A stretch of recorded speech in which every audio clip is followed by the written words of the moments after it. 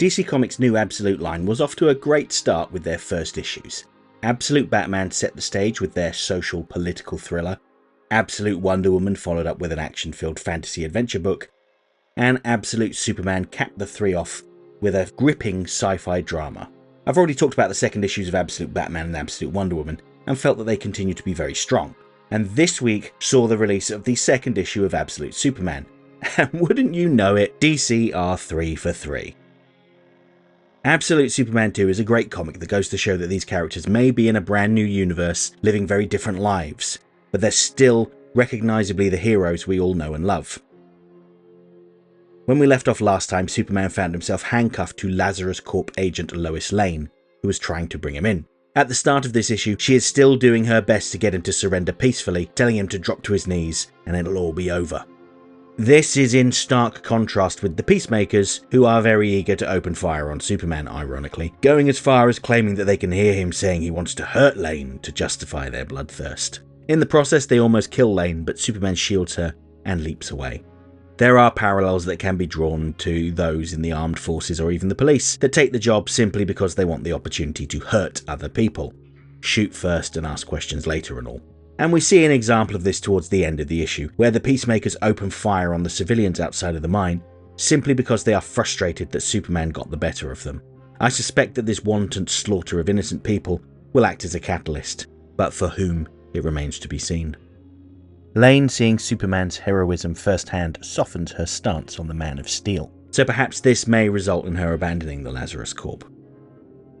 The next thing I wanted to discuss was the fact that we are given some clarity on when Superman arrived on Earth. In the mainline comic, Superman was adopted by the Kents as a baby. Last issue showed us a young Kal-El growing up on Krypton with his parents. And this issue contains another flashback to Kal-El's life on Krypton, but most importantly, it is dated 6 years ago. So that tells us that Superman either came to Earth as a teenager or a young adult. There's another flashback several years prior when Jor-El and Lara put together their plan to save Krypton by constructing rockets. Jor-El has faith that when he presents his findings to Krypton's scientific community, they will see that he is correct and focus their resources on implementing his plan. Ah, poor innocent naive Jor-El. For someone so gifted and intelligent, he can be so blind. It's during this scene that we're told that the ship Jor-El built would also act as Kal's protector. So it's Sol, right? That's a great example of sustainability right there, taking an interplanetary vessel and recycling it into a sentient protective suit for Kal. Speaking of Sol, he demonstrates a lot of different abilities in this issue. He attempts to break down the handcuffs that link Lane to Superman, but as quickly as he breaks them down, they reform, indicating that they're more of Brainiac's alien tech. He can also jam Lane's signal when she tries to contact the Peacemakers, and perhaps most importantly, we see that the red dust that follows him around, looking like Superman's classic cape, has a lot of different uses. Oh, and it's sunstone dust, made of the material that powered Krypton's advanced society. The dust acts as a shield for Lane and Superman when the Peacemakers fire upon them. It's also used as a high-tech band-aid that treats the wounds of the civilians, and he uses it to carry the wounded. All in all, it is an incredibly versatile substance. Now getting back to the flashbacks, there was another that showed us Kal's school days that I found particularly enlightening, especially given some of the developments in the real world around generative AI. We see a teenage Kal-El on Krypton sulking in his room during a lesson. It seems like the children of Krypton learn in isolation, from the comfort of their own homes, only communicating with each other through video conferencing. A bit like how things were here during the pandemic. Kal seems to be quite sullen, or maybe just tired, as he slumps at his desk before laying down on his bed.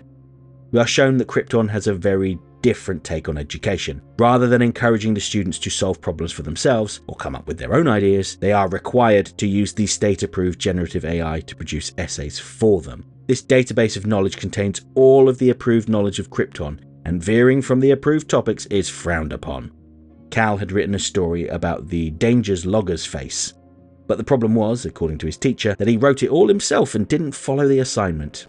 Lois Lane experiences a similar issue when she uses the Lazarus Corp's proprietary Brainiac AI assistant to write up a report of her encounter with Superman. The AI seems to be Brainiac himself, as he is shown monitoring her responses. But it's presented as a tool that Lane has to use, and it has its own take on her report. When she tries to say that she didn't view Superman as a threat, Brainiac decides that he should be logged as an 8 out of 10 on the threat scale, much to Lane's anger. and so she decides to write the report herself, independently of the AI tool. Despite existing in different universes with very different backgrounds, it seems that both Kal and Lane are still writers. And it's funny to note that it is said that Lane historically hated filling out paperwork and would always complain, but seeing Superman in action and being chained to him as he saved the civilians has inspired her. And Lane makes some pretty astute observations about our new Man of Steel. She notes his youth and how he is clearly holding back, still not quite certain of who he wants to become. She highlights that he seems to have two sides, one shy and soft-spoken, the other confident and commanding. Very much like the Clark Kent and Superman dynamic that we've known for decades, just without a pair of glasses and a slouch to hide behind. At least for now. My final thought involves this short scene where Kal inadvertently reveals to Lane that he is from another planet. He refers to Earth as your planet, as in not his planet. He also draws parallels between what happened on his planet, Kryptonian-made destruction, through greed, overconsumption, and willful ignorance, and what is currently happening here. So those were all the things that leapt out at me from this issue of Absolute Superman.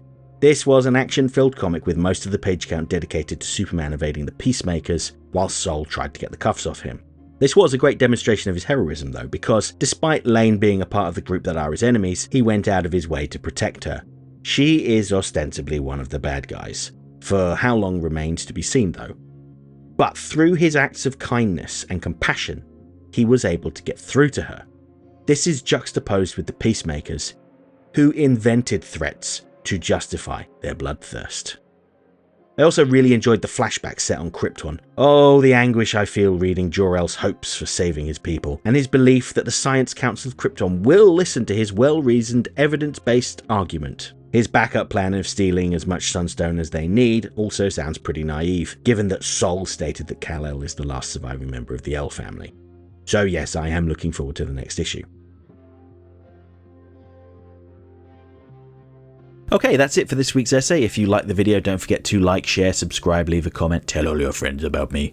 You know how YouTube works. If you really enjoyed the video and have the means, please consider making use of the thanks button to send a buck or two my way, because every little helps. I offer channel memberships for $1.99 a month. This will get you early access to my weekly video essay, priority responses to your comments, members-only videos, custom emojis, and an icon on your profile indicating that you're one of my people. And special thanks to my current channel members, who are all listed on the screen right now.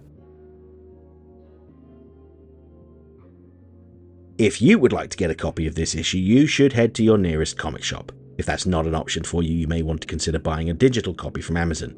I have an affiliate link that you could use, which would help my channel out. I have included this link in the video's description, as well as the info button in the top right corner.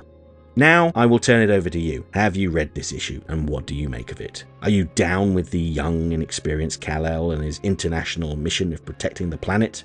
As ever, share your thoughts in the comments below. See you next time.